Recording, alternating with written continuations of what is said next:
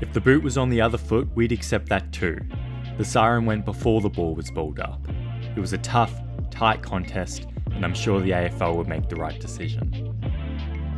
These were the words of Fremantle coach Chris Connolly, following the most bizarre finish to a game of football in recent history. It's round 5, 2006, at Aurora Stadium in Launceston, and Connolly's Dockers are leading St Kilda by a single point late in the last quarter, 93-94.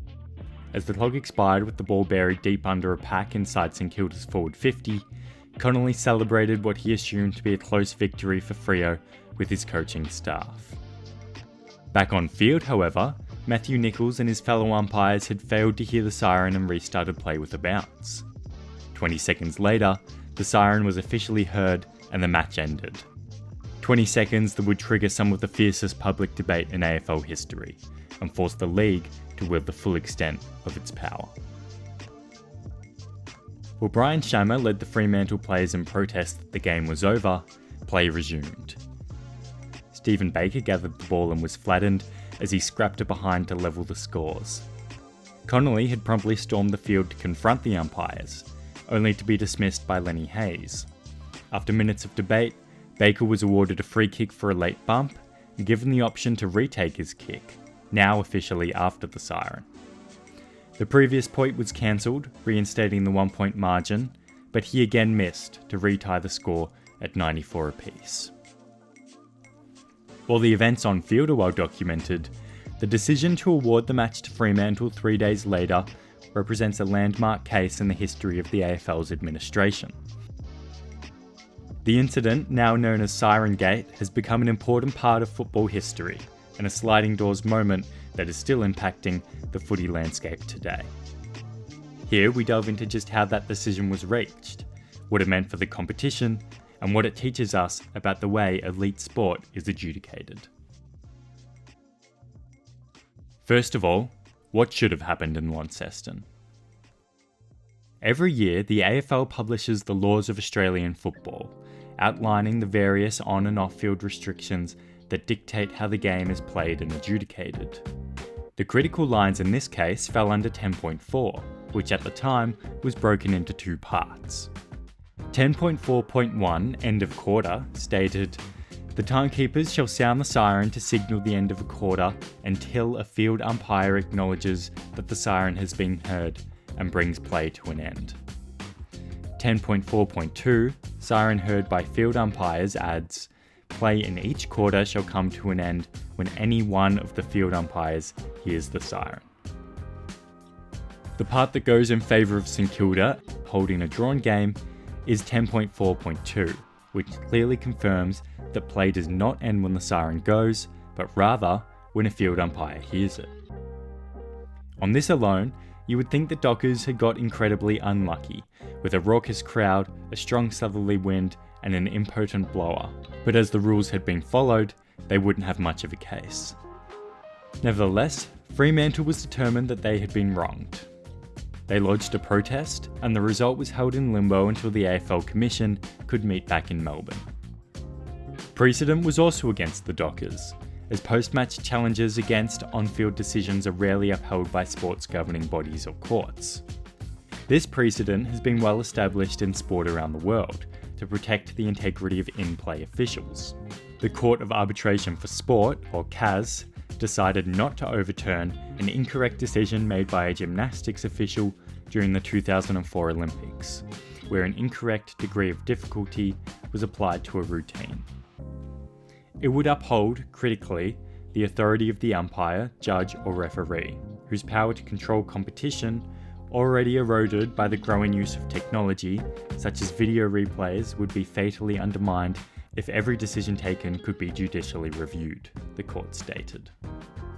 Even though the International Gymnastics Federation acknowledged the decision was wrong, as it was simply a mistake rather than done in bad faith, and the event was over, the decision was no longer challengeable. When asked to rule on the disqualification of a Korean ice skater, the CAS again affirmed the authority of the umpire.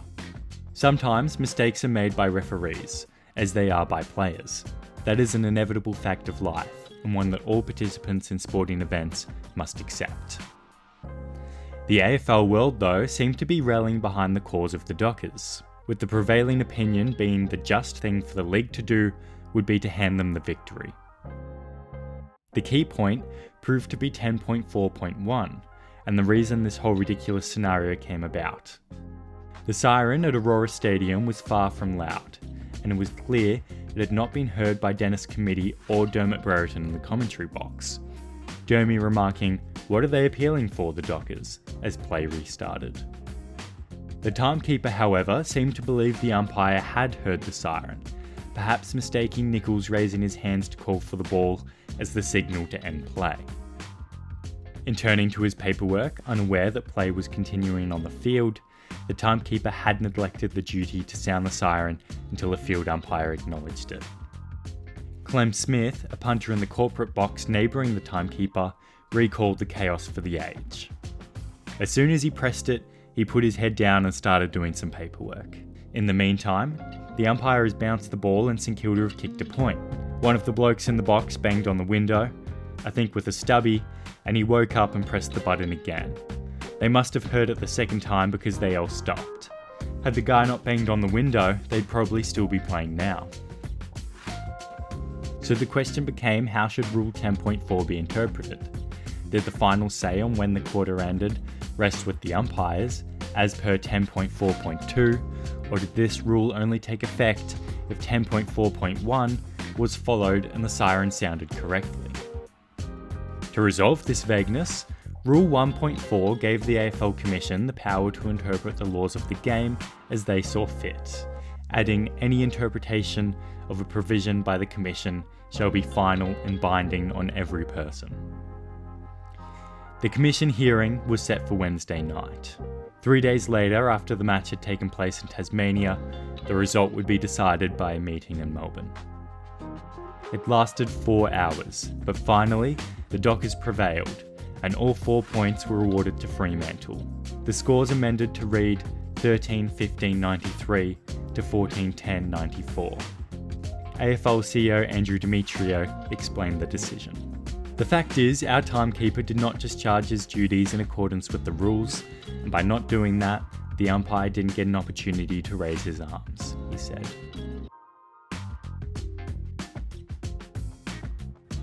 St Kilda immediately threatened to appeal, but perhaps in the face of public sentiment, ultimately decided to accept the decision. Had they followed through with their threats though, solicitor Mark Ledden believes they may have been successful. This finding relies on an assumption that if the timekeeper had continued to sound the siren, the umpires would have heard the siren shortly thereafter, and would have ended the match before Stephen Baker had kicked a point. Making assumptions about how a sporting contest might have played out had something else occurred is one of the reasons why field of play decisions are generally not reviewable. It seems highly likely that had St Kilda challenged the Commission's decision, the courts would have ruled the Commission acted outside its powers and incorrectly overturned the original decision of the field umpire. So while the fair decision seemed to have been made, Ledden worried that the overturning of an umpiring decision would set a precedent that would allow for more protests in the future. If the reasoning of the Commission is accepted, if a field umpire missed an obvious decision to award a free kick in front of goals, the results should be retrospectively changed on the assumption that had the umpire made the correct decision to award the free kick, the player would have kicked the goal. This scenario, though, has not come to pass. By resting the blame on the actions of the timekeeper, rather than the umpires, the AFL so far seems to have maintained the authority of their on-field decision makers.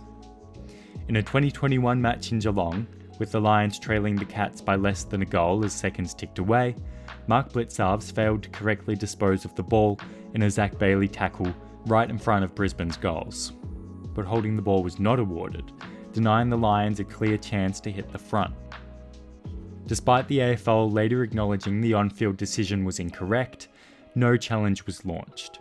Field of play decisions, it would seem, are still beyond contention, and the authority of the umpire, thankfully, seems to have remained intact.